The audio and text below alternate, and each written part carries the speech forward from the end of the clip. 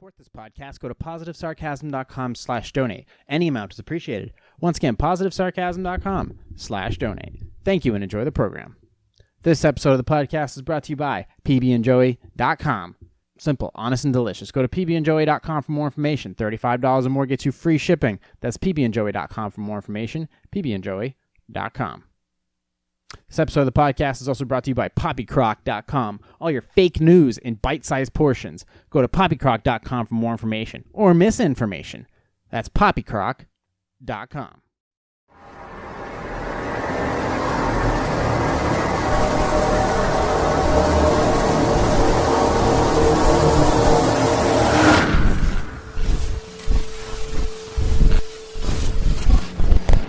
Jay here, positivesarcasm.com, recorded here at the Spare Parts Studios for the fourth time in a row. I don't know, take 4. I don't know what the hell was the matter with me, but I had to freaking stop recording and restart like 3 or 4 different times just because I couldn't get my plugs in properly.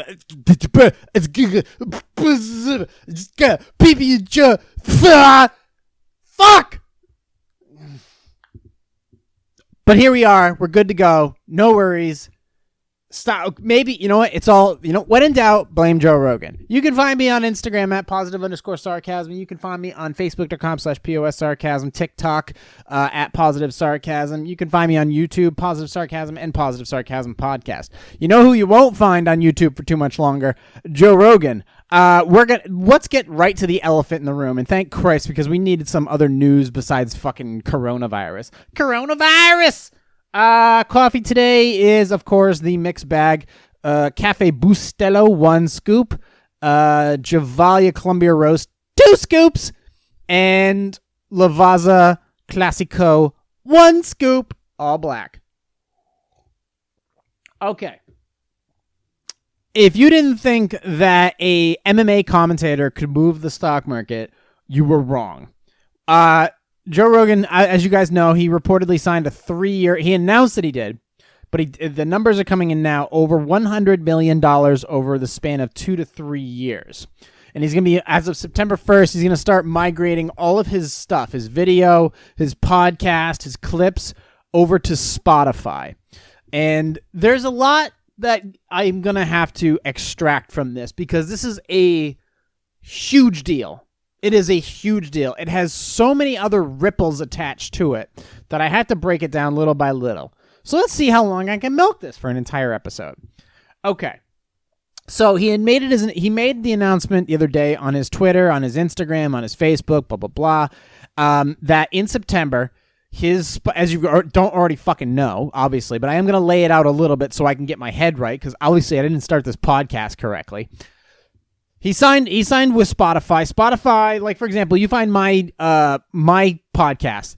It's the RSS feed goes to iTunes, which gets shot out to, Stitcher, Google, Stitcher, Podcast Addict, Castbox, iHeartRadio. So with an RSS feed, that is the code that links, that lets all the podcast apps know that I'm broadcasting. And then they basically take that and they file it in their categories and say, hey, this person's got a podcast. Here's their RSS feed. You can subscribe to the RSS feed. Simple as that. RSS feeds have been around before that. RSS feeds you can use to download articles, newsletters. That's what they originally for. But then you started being able to download clips, video and audio clips. And I believe, can you do files too? I'm not sure. But that's what an RSS feed is. And for the longest time, iTunes reigned supreme. And then Stitcher came along, and then Google Play Music started doing that. Now, since this was back in the day when nobody thought that podcasts were of any value, any monetary value. But then people started listening to them because it felt real. It felt like you were listening to real people. There was no cuts, no real edits. It was open conversation. So back in the early 2010s, I think it was 2010, Rogan came on board, and for that he got bigger and bigger and bigger. And he just finished episode 1500 or some shit. I don't know. He's been around. I started listening to him around episode 600. So the RSS feed goes out to iTunes, Stitcher, Google Play Music, iHeartRadio. Now Spotify uses a completely different setup as far as how they do their RSS feeds. But in either case, if I have an RSS feed and I want Spotify to grab it and have it available for their customers to download, which is free, then I just simply request it. They review my stuff and they say okay, and then that's as simple as that. I did mention an article probably about a year ago about me having a potential issue with Spotify as far as them trying to redesign and basically do away with the old format of the RSS feed. Because obviously when a company gets really big, they start to implement their own controls because they kind of want to corner the market. Every company does this. But let's just stick with the facts here. I did originally have some concerns with Spotify. I don't know how they got so big, but kudos to them for doing so. You know they're based out of Luxembourg? Luxembourg. That's where they're from. Stay tuned for more information. But anyways, so Spotify has their own, and for the longest, for a while, their biggest competitor was Pandora because they were mostly focused on music. But then they started to dabble into the podcast game. And then I was like, okay, well, for the longest time, my biggest issue with them was they weren't allowing comedian and podcaster Joey Diaz to put commercial music in his podcasts. So he had to change his format, even though it was one little segment. I don't like when people fuck with other people's podcasts. I don't. Your podcast, your setup, it's your decision. If your podcast is not completely set up around somebody else's work, I'm okay with it. But they asked him, or they told him, or something to that effect, to change the way, make his music original, his music, non-copywritten material, because he had like Sinatra and all other shit. Now, at the end of my podcast, I always do a song. It's been how the new format has been blended is that at the end of the podcast, I play a commercial song, just something because I want you guys to discover music that I listen to, or something that I've recently discovered that I want you to check out because I want to promote it because I like that song or I like that band. So that's what I'm trying to do, even though a lot of these artists don't need the money. In any case, I need a swig of coffee. In any case, that was my initial issue with Spotify, was them manipulating how another podcaster does their business, does their recordings. In either case, but Diaz made that he made the jump and changed it over, and he has an all original opening now. Rogan doesn't move for anybody. He doesn't budge for anyone. But at the same time, YouTube, where he has all of his things, he didn't go to Spot. He originally wasn't on Spotify because Spotify wasn't paying enough. They weren't paying their artists enough, and they probably still aren't. So he wouldn't put any of his shit over there. And also, Spotify didn't have any video. Spotify has no video right now, officially. And Rogan was making tons off of ad revenue from YouTube, off of donations and advertisements that he does on his podcast. And he just does his own thing. Rogan's just one of those kinds of cats that does whatever the fuck he wants and answers to absolutely no one. First of all, he's worth over $25 to $30 million. So therefore, he's got fuck you money. He has a successful podcast. He's a part-time MMA commentator, and he's a theater comic. Put it that way. All right, he's a huge act. He sells out theaters. So he doesn't have to answer to anyone for any reason. However, Spotify decided, I think in this case, well, all right, we're going to go to war. What do you do if you'd have to throw a lot of money at Rogan to get his attention? And in this case, $100 million would get anybody to flinch. Now, obviously, since Rogan's not touring right now, I don't think the guy's hurting for money. I don't think that's the case. I think this is something beyond money. But the fact is yeah, when somebody says, hey, I will give you $100 million, you definitely do a stutter step. And the reason for that is this. If they have enough money, if they have $100 million to throw at Rogan, that means they have enough power to go after Google. And let me expand on that just a little bit. This is kind of important because the future of podcasting right now is at stake. Not in a bad way, but maybe in a good way. We just have to focus because not everything stays the same. Everything changes, especially in the podcast world.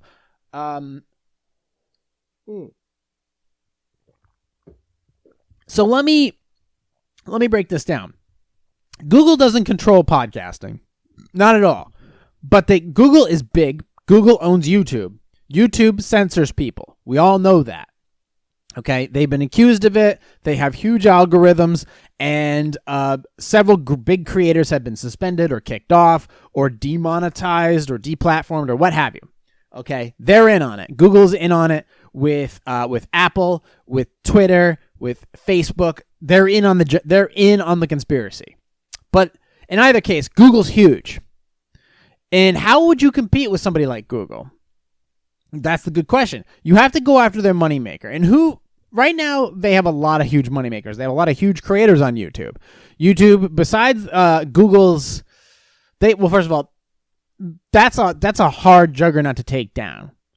But there is a domino effect to this. And first of all, for Rogan's benefit, good on him for moving exclusively to Spotify. Good on him for keeping his podcast completely free. Okay, so it's not like he's not selling out. In my opinion, he's not selling out. If the podcast is still free to download and subscribe to through Spotify, then he's not selling out. No, he's not selling out.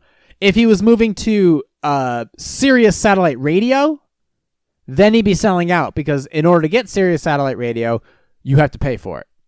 Spotify, you don't. iTunes, you don't. Google Play Music, you don't. iHeartRadio, you don't. Podcast Addict, you don't.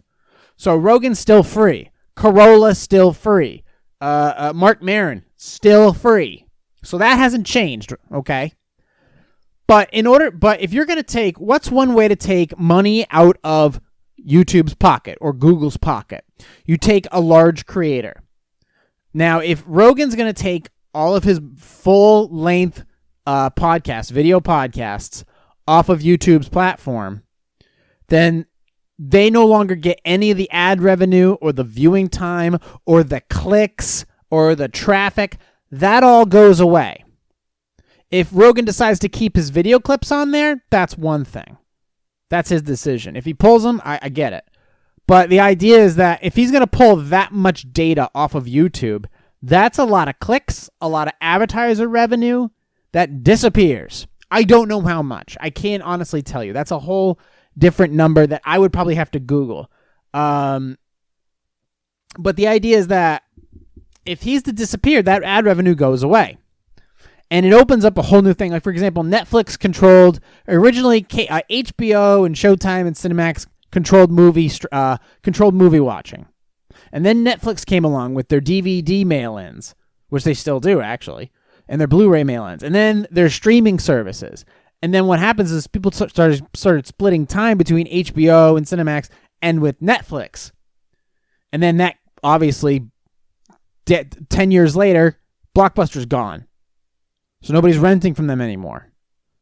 So the next thing you know is now Netflix is the sole crusher of online movie streaming. And for a long time they were. But then Amazon Prime came along. They started making huge deals. So they had to come up with original content. And then Hulu came along. And then all these other streaming platforms. And it started to segment. Podcasting for the longest time wasn't really segmented. It was really just based on what app you used to download the podcasts, which were available universally. So if you were, for example, if you were a Mark Maron fan or a Radiolab fan, you could download it whether you used iTunes, Stitcher, Google Play Music, or iHeartRadio, or Podcast Addict. It didn't matter. You'd still get the same lineup.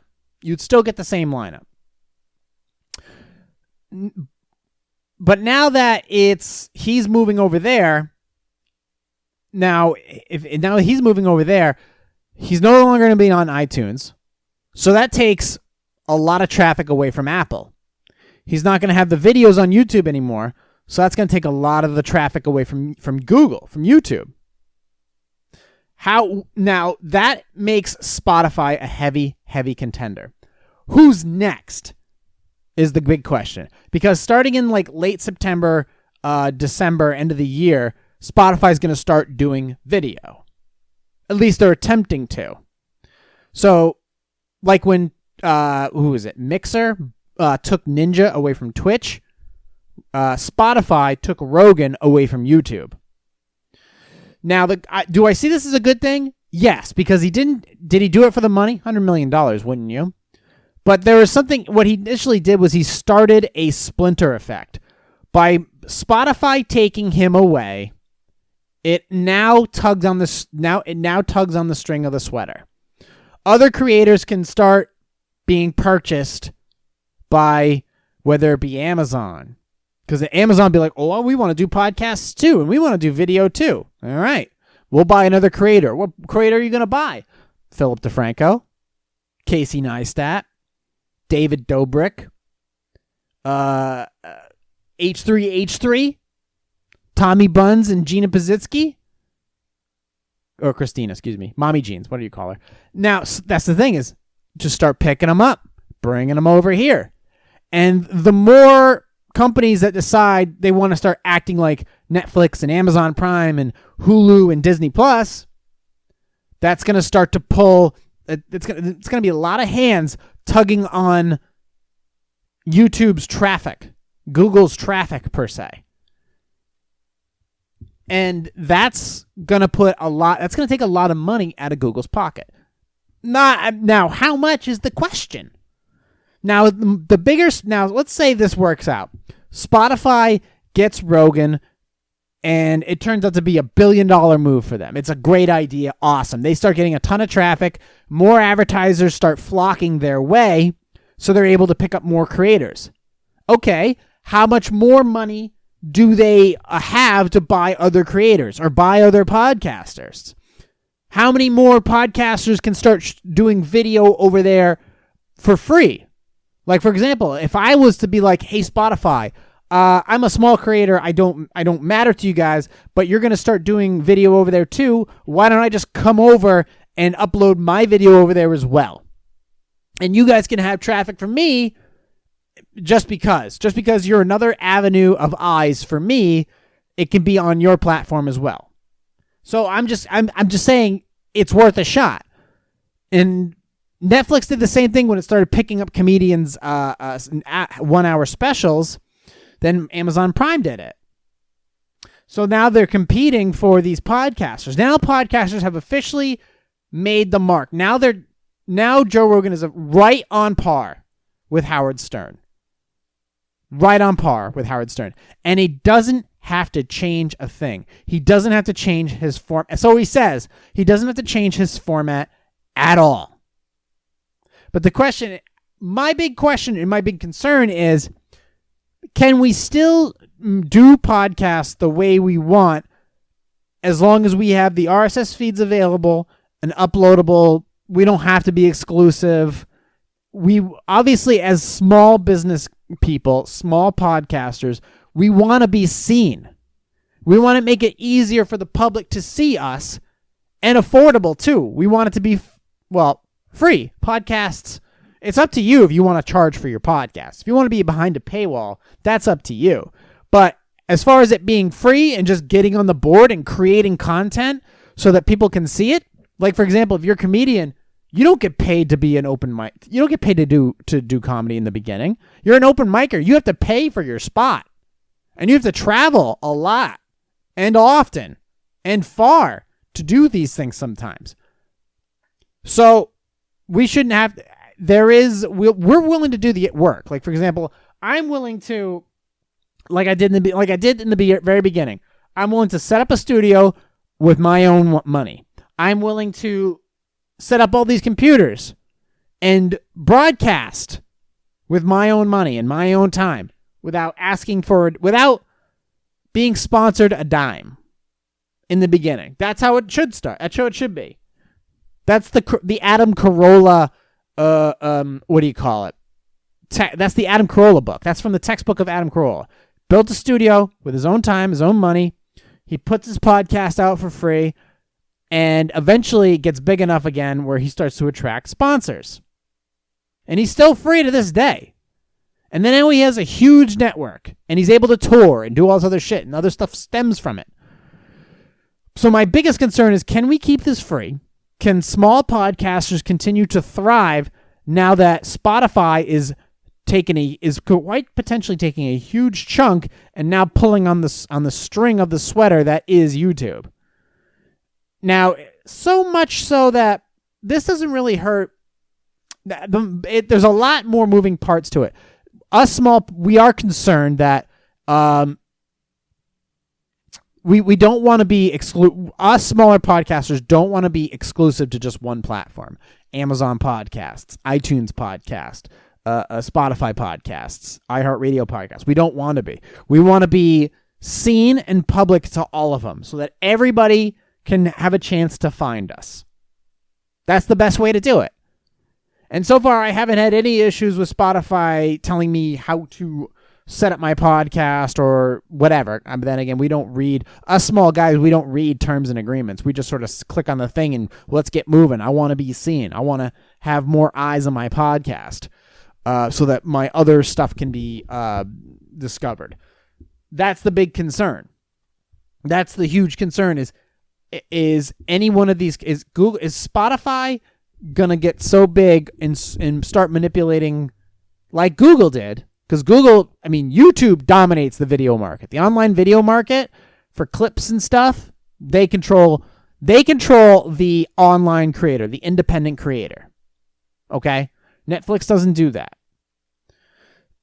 So that's the question.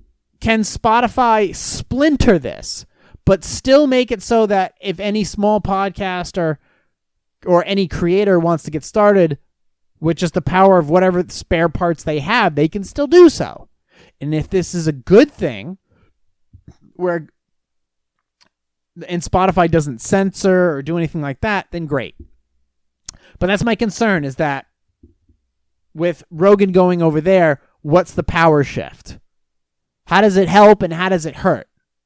Obviously, I want Spotify to hurt YouTube. I do. Well, not specifically YouTube. Well, yeah, kind of YouTube. I want them to hurt. I want Spotify to put its foot in Apple's ass. I want it to put its foot in Google's ass. To remind them that you can only be so big for so long. And eventually some other company will just happen to have $100 million to pull a significant creator off of your platform. And then eventually another company will come along and pull another huge creator off your platform. Now that happens. Next thing you know, if you lose in 1 year 100 million views or 200 million views next thing you know, your advertisers are like, well, the money's not there. You guys lost $1 billion, because it can happen that quickly. 2 billion views in 1 year, gone. Next thing you know, that your advertisers are looking elsewhere. Therefore, you're no longer getting that advertising money. And that advertising money is billions and billions of dollars. And if that starts to dissipate, your company crumbles. Your foundation just starts to flake. And that's a huge concern. However, for us to remain, for us small podcasters, medium podcasters, big podcasters, to continue to be seen, we still have to have stable platforms running. Because if YouTube were to crumble tomorrow, who's there to pick up the pieces? Because that's essentially a failed state. Now, obviously, YouTube in the beginning was just a bunch of fucking cat videos. But eventually, it became to the point where advertisers started getting involved and more eyes were on the platform. Therefore, they were able to attract or make it interesting for independent creators, small creators, to start making money, to give them that incentive to continue creating and to be consistent with creating content. So, as long as there's several stable platforms for us to continue to create and upload our stuff so people can download it and make it easy for them to see and free for them to listen to and watch, great. But the future of podcasting right now is everybody just look to the what and like, huh? But let's face it, this has been a long time coming for Google. Long time coming that eventually, like the Netflix, ladies and gentlemen, like Netflix, they were starting to pull, Spotify is now pulling strong content, especially after that conversation with Tim Pool. And I'm a Rogan fan through and through. All right. I like the fact that he's an open thinker, and I liked how, first of all, some of the people he's had on, just amazing. Absolutely amazing. His guest list is freaking awesome. But after the conversation he had recently with Tim Pool, I was like, yeah, if they can censor Rogan, then they can censor anybody. And if Rogan can't do anything about it, then the dominoes really start to fall. And it's not in our creators' favor, because then they can set up their format however they want. And if it goes unchallenged, us creators, our smaller creators, are fucked. Because if they can ban it's one thing to ban like Alex Jones. It's another thing to ban like Rogan, or suspend Rogan, or censor Rogan. And it only takes a little bit at a time. A little bit. And the next thing you know, gone. With little to no resistance. So for Rogan to take the money now and to basically kick Google in the balls, and believe me, they're well aware of this. Don't think for a second that they're not paying attention to this. The people at Google and at YouTube. Don't think they're not paying attention to this shit. Don't think that the people at iTunes aren't paying attention to this. They're definitely paying attention to this. This is for a perfect example. People at Twitch, perfectly aware. They were well aware when fucking what's his face Ninja moved over to Mixer. Then again, that was a different animal. Ninja's big, but he was only big on one platform, and that was Twitch. Rogan was big on every platform. Rogan is a household name. Ninja was not. Rogan is on every podcast platform. Ninja was not. Rogan is billions of views on YouTube. Different animal. The perfect example is what's going to happen when PewDiePie gets bought. DeFranco gets bought. DeFranco gets demonetized weekly. And he's voiced his frustrations on his show to us. I get it.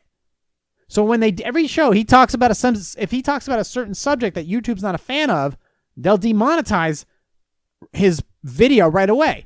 Boom. No money, no ad revenue. Can't pay his employees. So he's got to sell merch. He's got to get advertising. What if Amazon Prime or Spotify decide, hey, DeFranco, come over to Spotify. You can do your daily show, and we won't say shit. You just come over here. You'll make just as much money, if not more. We won't demonetize you. Here's the way the ad revenue's set up. Are you interested? He says yes. And he gets 1 million, 2 million views per episode. And he does 4 episodes a week. So do the math. This is the beginning of something big. Very, very big. Potentially. The thing that's the difference. I was thinking, is it the beginning of something big?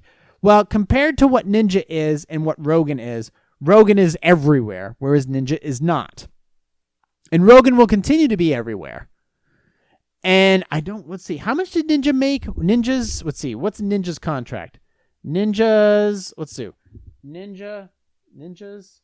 Mixer contract. Okay. Let's see. Ninja's exclusive contract is worth between 20 and 30 million. Okay. 20 and 30 million is pretty awesome. Specifically for online gaming. Whereas Rogan's was 30 million. 3 years, 100 million. Big difference. And Mixer did not. Rogan hasn't completed the jump to Spotify yet. That's going to be in September. Ninja already jumped. And Mixer didn't get any bigger. At least not from what I can tell. Not from what I understand. Twitch is still there. And there's other gaming platforms too. There's also YouTube gaming and blah, blah, blah, blah, blah. But the idea is Ninja did not, if you don't know who Ninja is, he's an online gamer and he signed a contract, jumped from Twitch to Mixer. But it didn't make the splash like this did, like Rogan's $100 million contract. And the fallout from that when it comes to iTunes, which is owned by Apple, and YouTube, which is owned by Google, and then also Google Play Music, That fallout's going to be completely different. I'm curious to how much this will, if any, hurt YouTube and Apple. I mean, because that video portion of Rogan's podcast is huge. It is huge. Millions of subscribers in the audio format.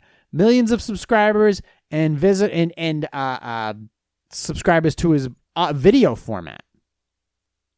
And he is very vocal about shit that he doesn't like or does like. He moves mountains. I mean, first of all, like I said, when he signed, it was around 2:00 when he made the announcement on his Instagram. A few minutes after that, Spotify trickled up. Let's see. At the end of the day, they finished in the market 8%. 8% at $150 per share is a decent amount of money. So let's go ahead and take a look. Let's take a look right now and see where Spotify ended up over this past 2 days. So let's go ahead and look up Spot. If you don't know, what's this? Contact testing. I don't give a shit about that. Okay. So SPOT is Spotify's stock symbol. Let's see where they ended up at.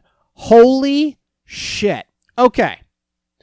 So this is undoubtedly a coup. Analysts reacted Joe Rogan's Spotify deal. This is undoubtedly a coup.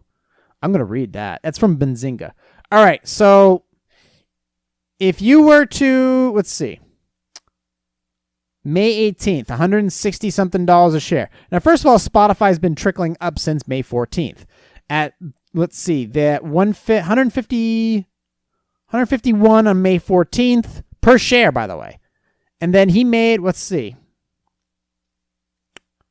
7 hours ago. What's today's date? Fucking A. He made the announcement yesterday. So at $160 a share, then he makes the announcement. The news starts coming in at 160 share. They go through the roof. And then by just before close of business, they were at $170 a share. So they went up $10 just from his announcement. And then again, pre-market sales, today they finished at $190 a share. So basically Rogan made them move the needle about $30. $30 on 150 up. Yeah. That's a decent amount. So in 1 week, they went up 29% in the past week. Today, let's see. Today, they went up 8%. So if you would have bought Spotify at $150 a share about a week ago, you'd be up 30%. All because Rogan. Rogan, the freaking guy from Fear Factor, made the market move. Pretty impressive. And you know what? That's why I'm saying you got to keep an eye on the market. And you could have. As soon as you saw the announcement, this was easy to track. As soon as he made the announcement on Instagram, the first thing you could have done on your Robinhood app was immediately go and buy shares of Spotify. That's all you had to do. You saw the announcement. If your mind was trained enough, you could have immediately, from the announcement, went over to Robinhood, be like, oh, he's moving to Spotify. Spotify stock's going to go up. What's it at right now? 165. Buy. It would have went up to 170 about an hour later. You would have made $5 on one stock. The next day, you would have made another $25 off that. Boom. There you go. And there you made money. So if you train your mind like that to see shit like that, you're better off. What's it going to do tomorrow? I don't know. First of all, the market is already trickling up because businesses are opening and stuff like that. But if you were paying close attention to that announcement, you could have made some legitimate money. Granted, Spotify is an expensive stock to buy, but if you've got $500 kicking around, you could have made another $200-$300. Now that's just 2 days. 2 days they're up 30-40%. What's it going to be like in a week from now? So that's something to consider. Now I wanted to read that article because that actually looked quite interesting. Now I said it was a coup too. I said it was a joint effort to fuck Google. I want to see if Benzinga was actually, by Wayne Dugan, this op-ed, I want to see if he's actually in agreement with me. Shares are up 15% this week after Rogan announced blah, blah, blah, blah. Announced that his podcast will be available starting September 1st, and then at the end of the year, exclusively on Spotify. Let's see. Worth more than $100 million over several years and includes an 11-year back catalog of previous podcasts. So, wow. The financial impact on Spotify. Okay. There's an analyst that said Rogan could immediately make an impact on Spotify's numbers. Depending upon how the deal is structured, estimates Rogan could boost Spotify's 2021 revenue by between 0.5 and 3.8%. Okay. We believe Spot has been trying to lure Rogan to an exclusive deal since at least 2018. JRE is the most searched for podcast on its site. Rogan's last 10 YouTube episodes have averaged 2 million views. Excluding his Tesla, he just did Elon Musk again, and that was 13 million views. Wells Fargo analyst Steve Cahill said the Rogan Experience likely has 190 million monthly downloads and a CPM of around $50. Whatever that means. Undoubtedly a coup for Spot to get such a big show on an exclusive basis, and is a big stamp on the size of the platform and potentially its emergence in ad tech. Blah, blah, blah. Okay. The potential $100 million price tag represents about 1% off Spotify's predicted, and now it's just talking. Okay, it's a coup, but it doesn't say anything about any. I don't even really think this is a coup. It doesn't state anything regarding like YouTube or Google, so it's kind of that was more of like the clickbaity title. However, that is a lot of money. If we're talking between 1% and 3% of ad revenue or money to be made on top of what Spotify's already making, that's a lot of cash. So imagine 1 to 3% for Google or YouTube. It's a lot of cash. So, I mean, first of all, yeah. So I'm curious to tie this all up in a nice little bow.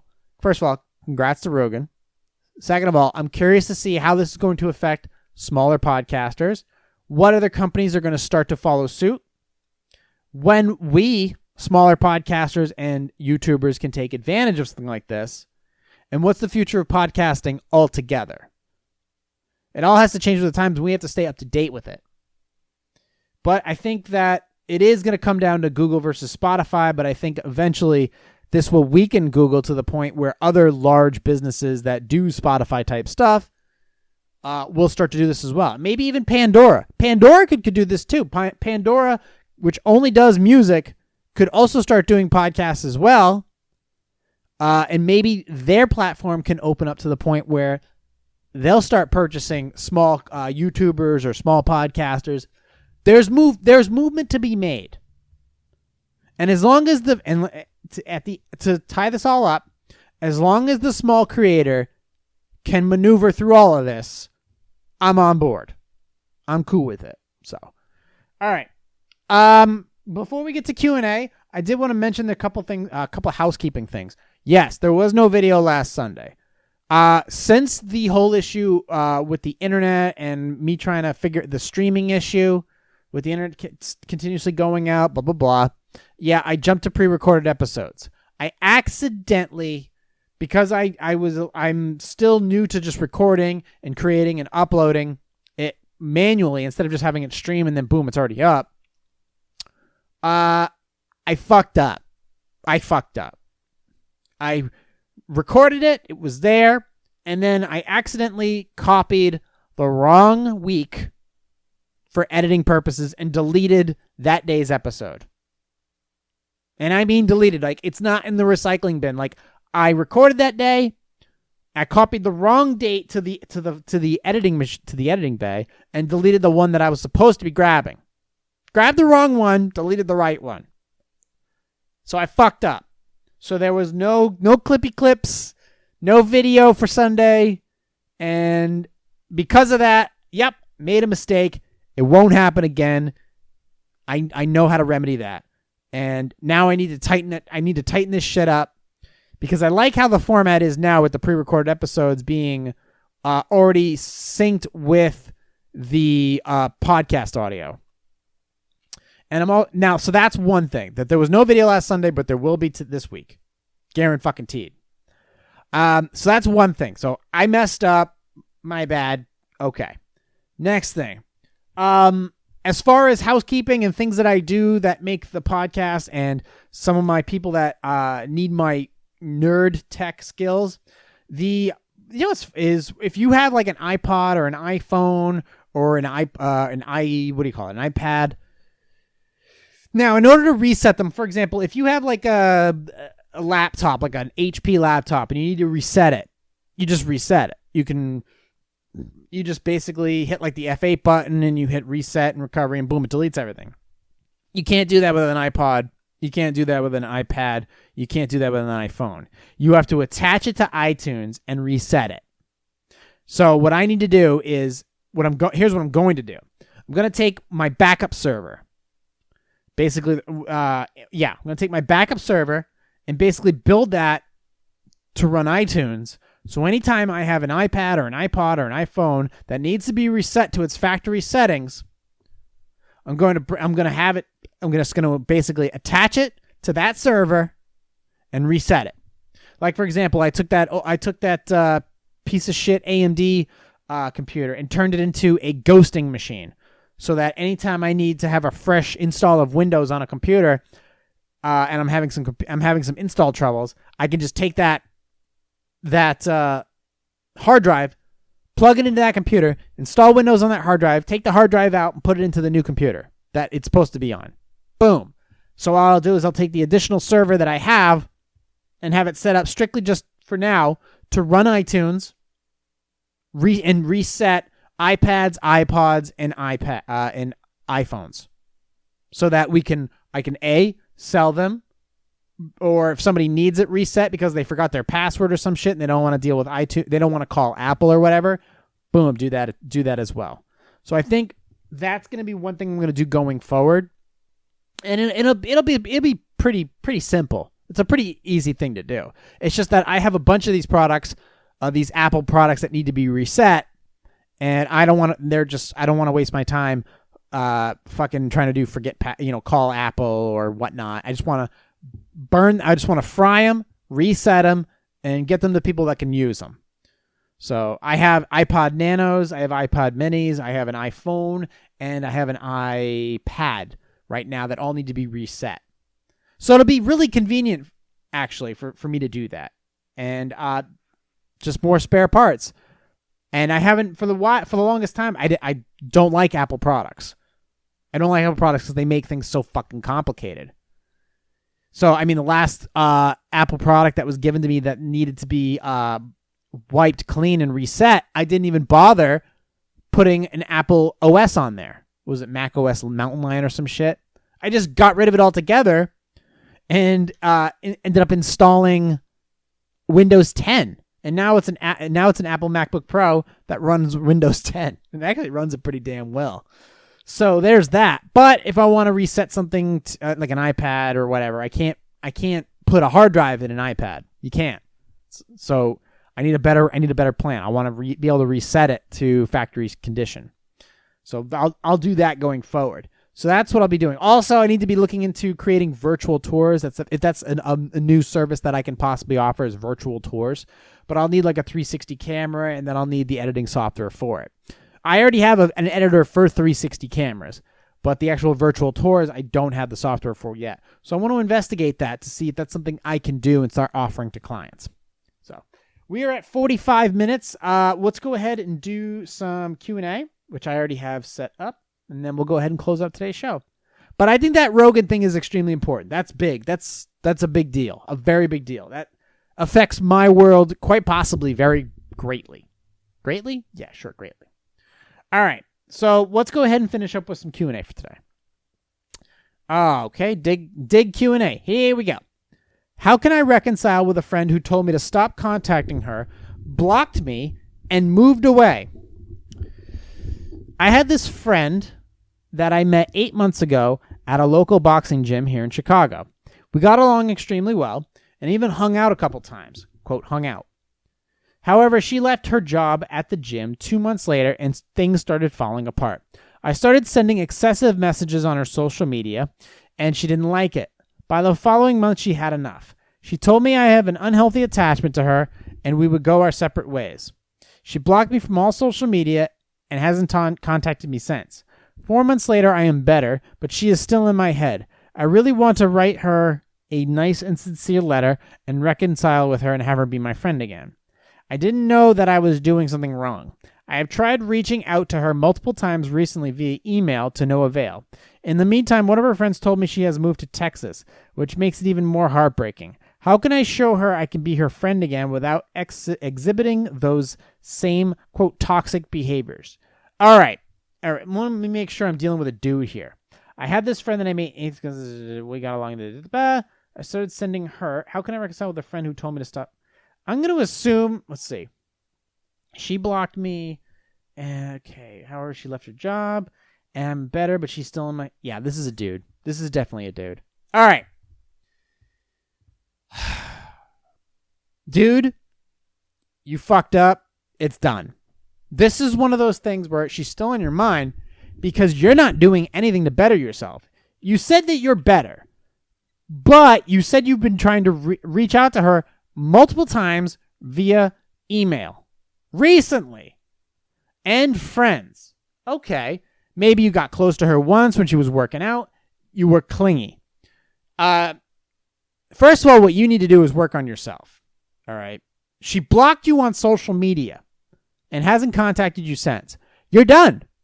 If she blocked you on social media, that means she's never going to see you again. She's never going to see you getting ripped and getting six-pack abs and, becoming a fucking millionaire. Ever again. Never going to happen.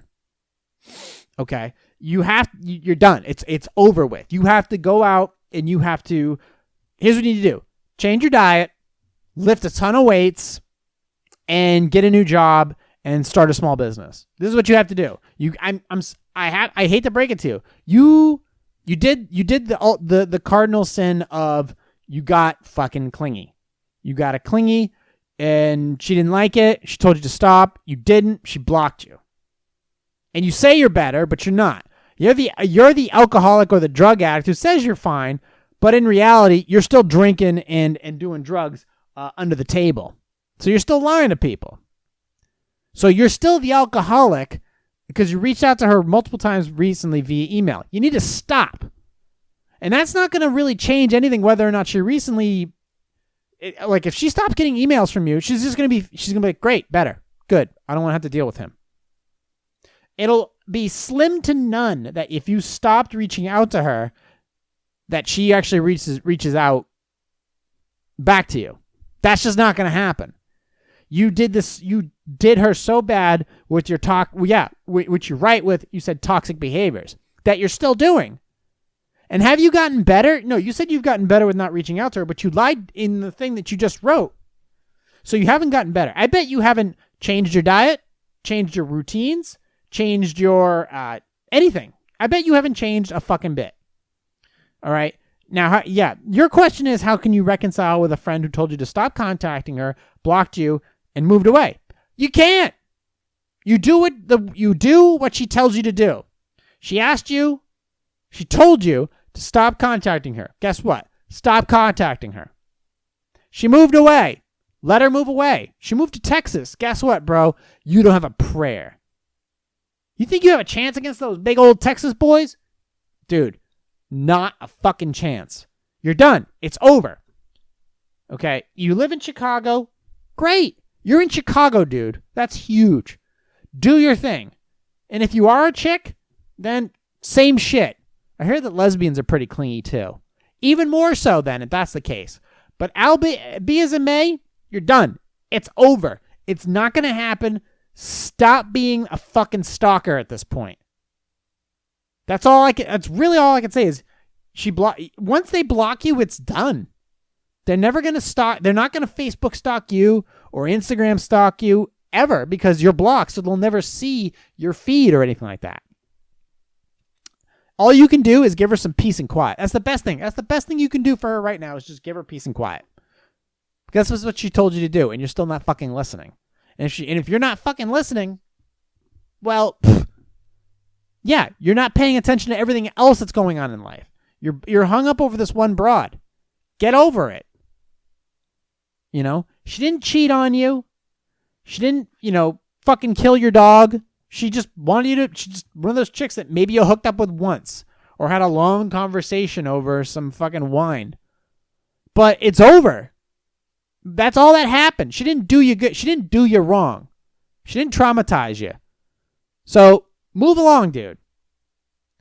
All right, next topic. Ooh, this isn't good. How can I get over the fact that my ex lied to me about being infertile to test me? 5 years ago, I broke up with Amy because she couldn't have children. I felt awful about it, but having a family had always been important to me, and she wasn't interested in adoption or surrogacy right from the start. We just couldn't imagine a future where we were happy. Then about a week before shelter-in-place orders started, I ran into Amy at a farmer's market. She was 6 months pregnant. We talked for a while. I congratulated her, and she asked if I was a dad yet. When she found out I wasn't, she said that this baby could have been mine if I had passed her test. According to Amy, she'd never told me she was infertile. She just wanted to see if I loved her enough to give up on being a dad. So she lied for over 4 months until we broke up. I can't get over it. I don't know if it is because I'm stuck inside on my own or what, but it just eats at me. It's not the what if of it all. I'm just angry and frustrated. The fact that I felt guilty for years because of a lie makes me feel like an idiot. The fact that she came up with this out of nowhere makes me feel like I've never knew her. Well, who does something like that? Maybe if I talk it out with someone, it would be better, but it doesn't really seem like a phone conversation. This was a really weird thing to do, right? How do I stop chewing on something like this? All right. Well, she lied to you and you were stuck up. Well, first of all, that was a game she played, and that's a dog shit move. But you were so caught up on having a family. Yeah. First of all, if you... Damn, that's a hard one. Okay. Who lied? All right, let's do that. Let's just stick with the basics here. You didn't lie. You told her what she wanted. You told her what you wanted. Okay, great. You knew what you wanted. Good for you, dude. But you made it a deal breaker. All right, maybe you shouldn't have. She lied. She lied about being infertile. So that's a no. Okay, perfect. All right. So she lied to you about being infertile, and then it broke the relationship up. Great. So in conclusion, she's at fault, and now she's already pregnant with somebody else. Somebody else's baby. Guess what, dude? Wasn't the one for you. You're better off. You're better off. Way better off. And this was, let's see, before shelter in place, 5 years ago. Okay, 5 years ago. Well, guess what, dude? That's that. She lied, and now she's pregnant with somebody else's kiddo, and you are much better off. And yeah, you're probably upset because of the fact that you just realized that she lied to you, and you could have had a baby with her, and everything would have been happily ever after. You don't know that. You don't know that at all. And it's been 5 years, and she didn't reach out to you at all. There was no communication in that 5 years. That's probably tell you something. And you're obviously hung up over it or something to that nature. You haven't found anybody else. It's kind of a weird thing, bro. You just need to do yourself a favor. Number one, be a little more flexible. And number two, get over it and change your style. Because something is obviously not working on. I take guys to task any chance I get. Okay? So don't get me wrong. Yeah, she lied. Well, you put yourself in a position to be lied to. But she still lied. So fuck her. Let her stay in the past. As for you, be a little more flexible and be a bigger, more suitable man. Because it's 5 years have gone by and you still don't have a kiddo. Something's up with you as well. Okay? There's no clear loser in this scenario. Well, there's no clear 100% to blame in this scenario, but she still lied. She still lied. And that usually does edge out. When somebody lies, that's the kicker. That's the one you usually say, hey, you shouldn't have lied. You shouldn't have lied. All right, we're going to keep going? Yeah, let's keep going. Let's see. Let's see. Am I wrong to my boyfriend dedicated the book I helped him to edit to OJ Simpson? What? All right, so there's that one. Should I send it to my coworker who emailed the entire stuff to say COVID-19 is a hoax? Should I move in? My boyfriend is moving as a child against my parents' wishes. Okay, let's do this one. Should I move in with my boyfriend with whom I have a child against my parents' wishes? I'm 24 years old and have been with my partner Bob for 6 years. We have a child together and both families know that we are in a relationship. Bob and I want to take our relationship to the next level and move in together, but I don't know how to approach my parents because they want marriage first. Okay. It's your decision. It's your relationship. It's your kid. It's your life. Therefore, who gives a fuck what your parents think? Should you get married? Yeah, why not? But don't do it because you have to. Do it because you want to. You guys want to move in together and you have a kid. Now, what better for that little kid to grow up than having two loving parents trying to get through the hard times and make things work? What could be better than that, having a kiddo see that? Even if it isn't necessarily married, but two people who love each other, who live together, co-parenting, making it work, creating a positive environment for a child. What could be better than that? And yet your parents kind of want to push. I mean, I get where your parents are coming from. They want to see marriage. It's not their relationship. First of all, right now, we're just trying to drive towards a positive environment so that the child can thrive. And since you guys love each other and you want to move in together and, quote, take your relationship to the next level, even though you already have a kid, great. Move in together. Your parents, and that's the argument I would take with your parents. Be like, and first of all, it's not their fucking decision to make. And be like, listen, we're creating a better environment for the kid. We'll get married down the road. Or maybe we won't. Maybe we won't. Isn't freaking Goldie Hawn still not married to what's his face? You know, Kate Hudson, I think, turned out okay. I mean, not perfect, but she still came out okay. Goldie Hawn's hot. Anyways, we are at 58 minutes. Are we done for the day? Hasn't finished the benefit of traditional manners and male deference? No, I'll say that. Wait, should I? Women today have been empowered to act and speak against bullying and rape. This is a major milestone. However, in the past year, there lacked traditional manners toward women by men. I've noticed male men. Okay, all right, well, fuck it. We'll tackle it. Since I've been murmuring, let's get into it. Hasn't feminism deprived women of the benefit of traditional manners and male deference? Women today have been empowered to act and speak out against sexual harassment, bullying, rape, etc. This is a major milestone. However, over the past few years, I have observed the lack of traditional manners towards women by men. I have noticed husbands and male partners pushing through doors before their wives and dates instead of holding doors open. I see them seating themselves in restaurants before their dates and wives have been seated. Along with the gains that women have made, have they also lost the benefit of traditional manners and male deference? Okay. Well, all right. So we're talking about chivalry and things and the women and children first bullshit. All right. If you're with somebody that you obviously care about, yeah, you hold the fucking door for them. And yes, you should open the door for them in the car if you have a chance, or unlock it or something like that. Generally, men pay for the bill, but that's another story. We do things because it's built into our DNA to do things and make sure the women are taken care of. And it shows through these little mannerisms that we do, like making sure that they sit or in a position to sit before we do as well, and then helping them out in certain other ways. Holding the door for them. No, we should probably be holding the door for anybody, even post COVID. Holding hands and paying for dinner for what have you. I don't know if that's even a thing still. I don't know. You can have a conversation about that, but you're talking about these little things that we do that are described as chivalrous routines.